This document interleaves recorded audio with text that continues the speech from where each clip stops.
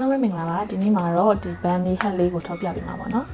ရုံကောင်းလေးကိုထုတ်ပြပေးမှာပါဒီနေရာမှာ make cotton အမဲဘက်ကိုသုံးထားပါတယ်ပြီးတော့ရင် CD ကိုလေးလည်းလုပ်ပါမယ်ပြီးတော့ဆိုရင်သူ့ရဲ့မျက်လုံးလေးတက်ဖို့အတွက်မျက်စံလေးလည်းလုပ်မယ်နော်ပြီးရင်အကတော့ 2.5 mm ကိုသုံးပါမယ်ချုပ်အပ်လို့မယ်အမှန်ကျိတ်လို့မယ်ကတ်ကြီးလို့မယ်နော်ကဲဒါဆိုရင်စပြီးတော့ထိုးလို့ရပါပြီ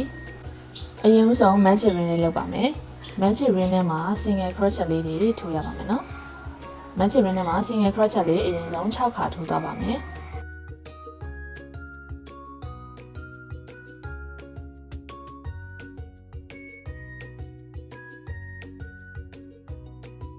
ပြီးတော့ရင်တော့ချီကိုဆွဲစစ်လိုက်မယ်နော်ပြီးပြီဆိုလို့ရှိရင်ဒီမှာ2 4 6ပထမဦးဆုံး single crochet အပေါက်လေးမှာသူ့ကိုပြန်စမယ်နော်ဒုတိယအဆင့်ကိုပြန်စထိုးပါမယ်ဒီနေရာမှာ single crochet လေးတစ်ခါနဲ့ဒုတိယအဆင့်ကိုစမယ်နော်ပြီးတော့ရင်သူ့ကိုအမှတ်ကျလေးမှတ်ထားလိုက်ပါမယ်ဒီအဆင့်မှာတော့ single crochet လေး increase ထိုးရပါမယ်နော်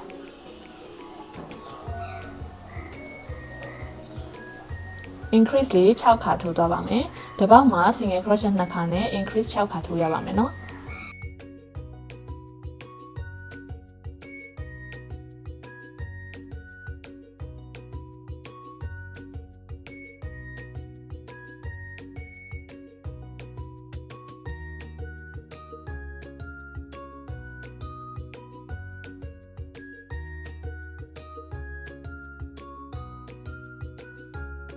ပြီးတော့ရင်နောက်တစ်ဆင့်သွားပါမယ်နောက်တစ်ဆင့်မှာလည်းဒီအမှတ်ချိန်နေရာမှာသူ့ကို single crochet လေးတစ်ခါနဲ့ပြန်စပါမယ်နော်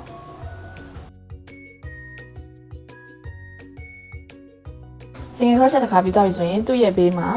increase လေးတစ်ခါထိုးပါမယ် single crochet တစ်ခါ increase တစ်ခါဒီအဆင့်မှာကကြတော့ single crochet တစ်ခါ increase တစ်ခါနဲ့ထိုးသွားရပါမယ်နော်ဒါဆိုရင် single crochet တစ်ခါ increase တစ်ခါကိုပတ်ပတ်လေးဆက်ထိုးသွားပါမယ်နော်ပြီးရင်နောက်တစ်ဆင့်သွားပါမယ်နော်နောက်တစ်ဆင့်မှာတော့ဒီအမှတ်ကျိတ်လေးဖြုတ်လိုက်မယ်ပြီးရင်ဒီအမှတ်ကျိတ်နေရာမှာ single crochet လေးတစ်ခါနဲ့ပြန်စားပါမယ်ပြီးရင်နောက်တစ်ပေါက်မှာလည်း single crochet လေးတစ်ခါထိုးလိုက်မယ် single crochet 2ခါပေါ့နော်ပြီးတော့ပြီဆိုတော့မှတတိယတစ်ပေါက်မှာ increase လေးတစ်ခါထိုးပါမယ်single crochet 2ခါ increase တစ်ခါနော်ဒါကိုလည်းပတ်ပတ်လည်းဒီ pattern လေးတိုင်းပဲဆက်ထိုးသွားမယ်နော်နောက်ထပ် single crochet တစ်ပေါက်တစ်ခါနဲ့2ခါပြီးတော့ရင် increase တစ်ခါလာမယ်ဒါဆိုရင်ဒီပတ်ပတ်လေးကိုဆက်ပြီးတော့ထိုးထားလိုက်ပါနော်ပြီးတော့ပြီဆိုလို့ရှိရင်အပေါ်မှာ pattern လေးရေးပြထားတယ်နော်ဒီ single crochet 5ခါ increase တစ်ခါအထိကိုအဲ့ pattern တိုင်းပဲဆက်ပြီးတော့ထိုးထားလိုက်ပါနော်ဒါဆိုရင်အဆင့်9ထိပြီးသွားပြီပေါ့နော်အဆင့်10ကိုသွားပါမယ်အဆင့်10မှာတော့ဒီအမှတ်ကျအပေါက်မှာ single crochet တစ်ခါအရင်ထိုးမယ်ပြီးတော့ရင်အမှတ်ကျလေးပြန်သုံးမယ်နော်ဒီအဆင့်10မှာကကြတော့တစ်ပေါက်ကိုတစ်ခါနဲ့ single crochet လေးတွေပတ်ပတ်လေးထိုးသွားရပါမယ်နော်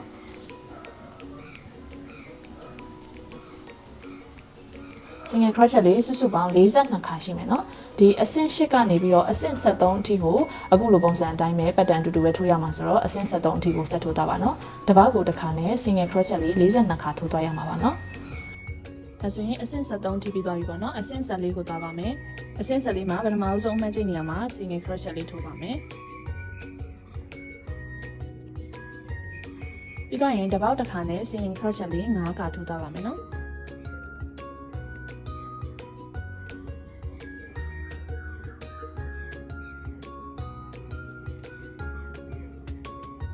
single crochet 9ခါပြီးတော့ပြီဆိုလို့ရှိရင် decrease လေးထိုးပါမယ် decrease ဆိုတာကတော့အပေါ်ရန်ချီတစားကိုယူတယ်ပြီးရင်နောက်တစ်ပေါက်ကလည်းအပေါ်ရန်ချီတစားကိုယူတယ်ပြီးတော့ပြီဆိုတော့မှတစ်ခါတည်းပေါင်းပြီးတော့ထိုးတာကို decrease လို့ခေါ်တယ်နော်ဒါဆိုရင်နောက်ထပ် single crochet လေး9ခါပြန်လာမယ်နော်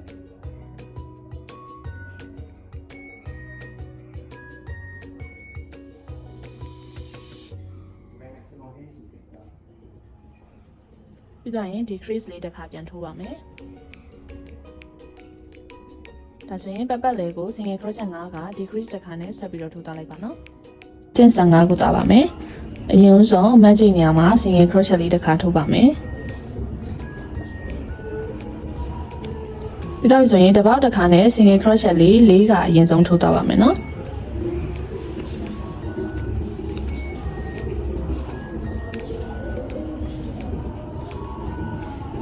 single crochet လေးကပြီးသွားပြီဆိုရင် decrease တစ်ခါထိုးပါမယ်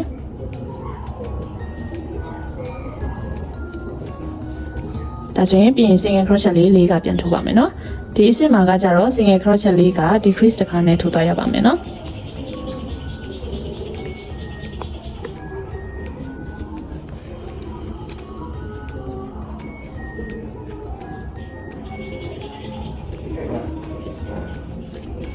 ဒါဆိုရင်ဒီဘက်လေးကိုအခုပုံစံတိုင်းပဲဆက်ထိုးသွားပါနော်ပြီးသွားပြီဆိုလို့ရှိရင်နောက်ထပ်ပုံမှာရေးပြထားတဲ့နှစ်ဆင့်ကိုလည်းဒီတိုင်းပဲပတ်တန်ရေးပြထားတဲ့ပတ်တန်တိုင်းပဲဆက်ပြီးတော့ထိုးသွားပေးပါနော်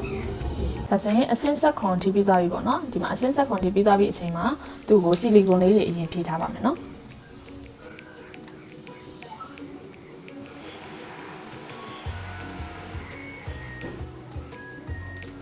ဆီလီကွန်ဖြည့်ပြီးသွားပြီဆိုလို့ရှိရင်နောက်ဆုံးအဆင့်ကိုထိုးပါမယ်နောက်ဆုံးအဆင့်မှာကတော့ decrease လေးတွေထိုးသွားရပါမယ်နော်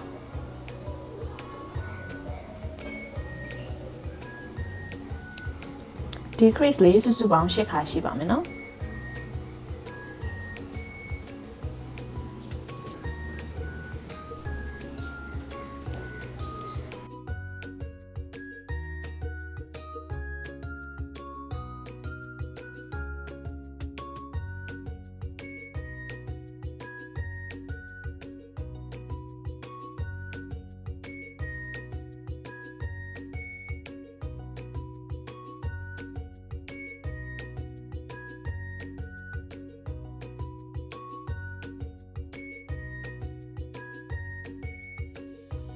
decrease လေးရှင်းခါပြီးပြီဆိုရင်တော့သူ့ကိုခြေစလေးချုပ်ဖို့ခြံပြီးတော့ဖြတ်လိုက်ပါမယ်နော်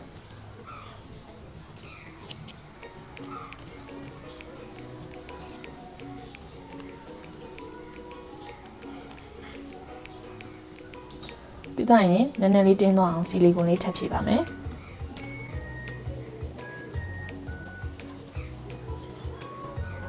ပြီးရင်တော့သူ့ကိုအပ်လေးသုံးပြီးတော့အပေါ်ရန်ခြေစလေးတွေကိုပဲယူပြီးတော့ချုပ်ပါမယ်နော်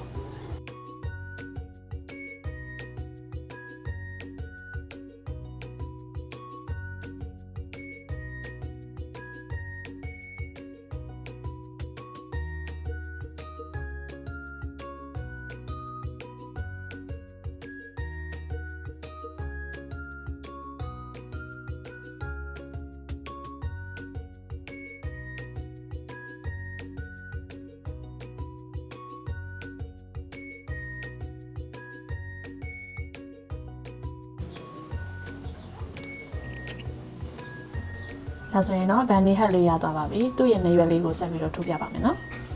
နေရွယ်လေးထိုးဖို့အတွက်ကလည်းအရင်ဆုံး magic ring လေးလုပ်ပါမယ်နော် magic ring ထဲမှာ single crochet လေး6ခါထိုးသွားပါမယ်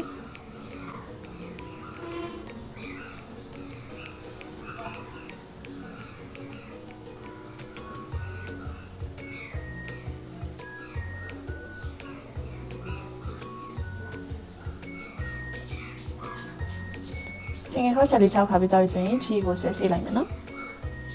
ပြီးရင်သူ့ရဲ့ပထမဦးဆုံး single crochet အပေါက်လေးမှာပထမဦးဆုံး single crochet အထိပေါက်နော်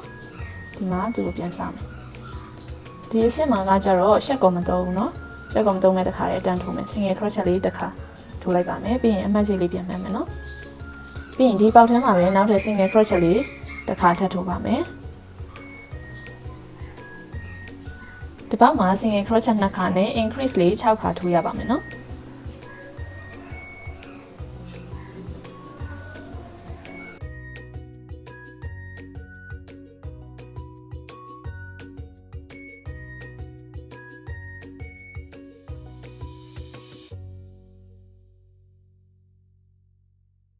ပြီးတော့ရင်နောက်တစ်ဆင့်သွားပါမယ်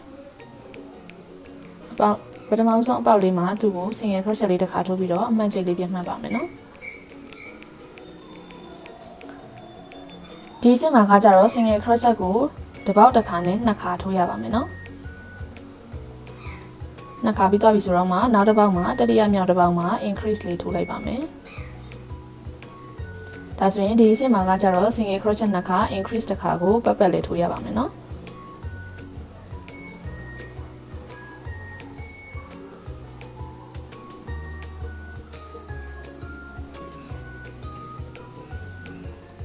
ပြီးတော့ရင်နောက်တစ်ဆင့်သွားပါမယ်။အရင်ဆုံး single crochet လေးတစ်ခါထိုးပြီးတော့အမှတ်ချိတ်လေးပြန်မှတ်ပါမယ်နော်။ဒီအဆင့်မှာကကြတော့ပတ်ပတ်လေးကို single crochet တစ်ပေါက်တစ်ခါစီပဲထိုးသွားရပါမယ်နော်။ ဒါကတော့အဆင့်၄ပေါ့နော်ပြီးတော့ရင်အဆင့်9အထိကိုအခုအဆင့်၄ပတ်တန်အတိုင်းပဲဆက်ပြီးတော့ထိုးသွားရပါမယ်နော်တစ်ပေါက်ကို single crochet တစ်ခါစီပဲထိုးသွားရပါမယ်နော်ဒါဆိုရင်နံပါတ်9အထိပြီးတော့ဆိုရင်နံပါတ်8သွားဖို့အတွက်ဒီအမှတ်ချိန်နေရာလေးမှာ single crochet လေးတစ်ခါထိုးလိုက်ပါမယ်ပြီးတော့ရင်အမှတ်ချိန်လေးပြန်မှတ်ထားပါမယ်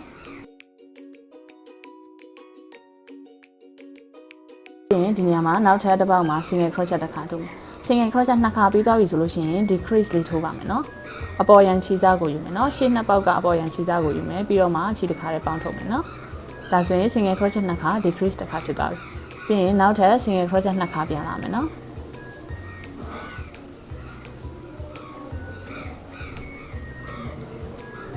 ပြီးရင် decrease လေးတစ်ခါထိုးပါမယ်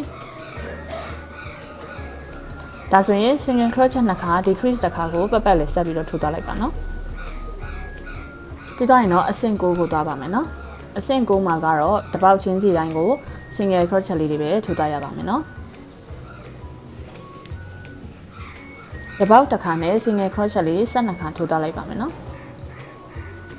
ပြီးတော့ရင်တော့အဆင့်10သွားပါမယ်အဆင့်10မှာတော့ဒီအမှတ်ချိန်နေရာလေးမှာ single crochet လေးတစ်ခါထိုးပါမယ်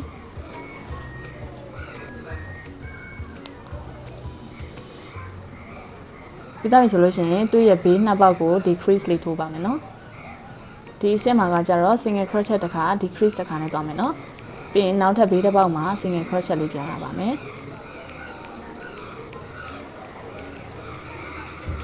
ပြီးရင်တော့ decrease လေးထိုးပါမယ်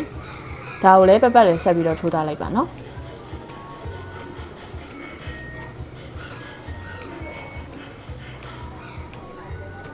ပြီးရင်တော့နောက်ဆုံးအဆင့်မှာတော့ single crochet လေးတစ်ပေါက်တစ်ခါနဲ့10ခါထိုးသွားရပါမယ်နော်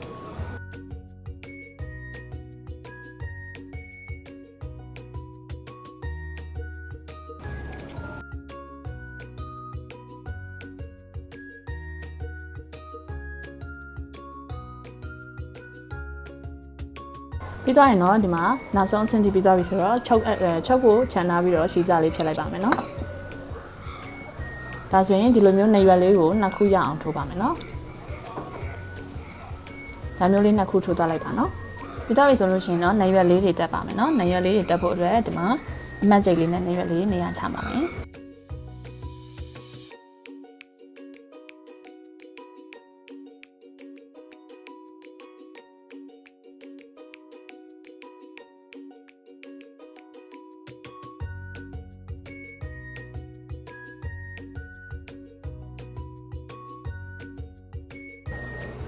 ဒီနေရာလေးတွေမှာချုပ်အပ်လေးနဲ့ပြန်ချုပ်ပါမယ်